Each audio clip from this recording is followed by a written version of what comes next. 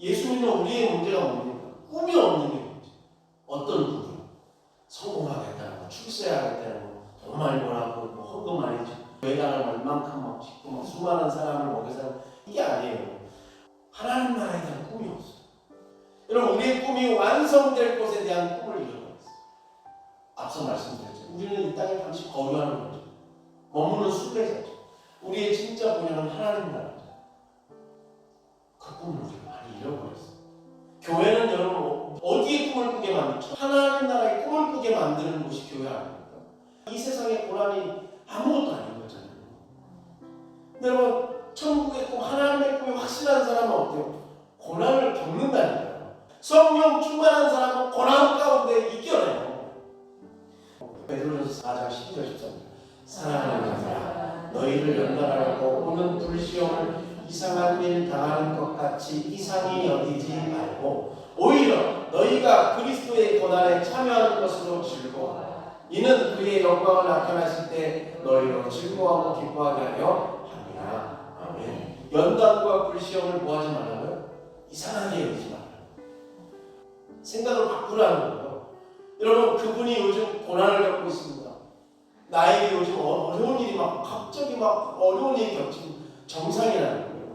우리가 그리스도의 고난에 참여할 때 주님께서는 언제 어디서나 어떤 고난의 현장에서도 하나님의 영광에 머무르게 하는 깨닫게 해준다는 거예요. 건물을 지으면 그 속에 하나님의 영광이 있는다고 여러분 생각하십니까? 아니요. 사람이 막 여기에 몇백 명, 몇천 명, 몇만 명이 우리 교회에 모이면 여러분 거기에 하나님의 영광이 있다고 믿습니까? 아니요. 베드로가 분명히 뭐라고 해요? 하나님의 영광은 그리스도 때문에 받은 고난 가운데 있다는 거예요. 요셉에게 주신 이 두 번의 꿈, 그 꿈을 입이 싸서 발설하는 게 아니라 발설해야만 되는 거예요. 형들이 들어야만 되는 거예요. 그래서 나중에 형들이 악한 마음을 갖고 구덩이 파갖고 얘를 팔아먹어야 되는 거예요. 그게 뭐예요? 다 하나님의 구원의 역사의 섭리라는 거예요. 1절 말씀. 그의 형들은 시기하되 그의 아버지는 그 말을 간직해 두었더라. 30년 전에 자기도 베델에서 뭘 했어요? 꿈을 꿨잖아요. 천사의 꿈을 꿨잖아요. 하나님이 이 요셉을 통해서 뭔지 모르지만 뭘 하시는구나. 아버지는 요셉의 말을 꿈을 마음에 담았다는 거예요. 그리고 나서 요셉이 13년 동안 고난을 겪었습니다. 꿈을 왜 주시는 거예요? 야, 너 이제 고생길 열렸어? 내가 고생하라고 주는 거야? 그게 아니죠. 이 꿈은 반드시 그 목적지가 있죠. 하나님의 나라의 소망이 있죠.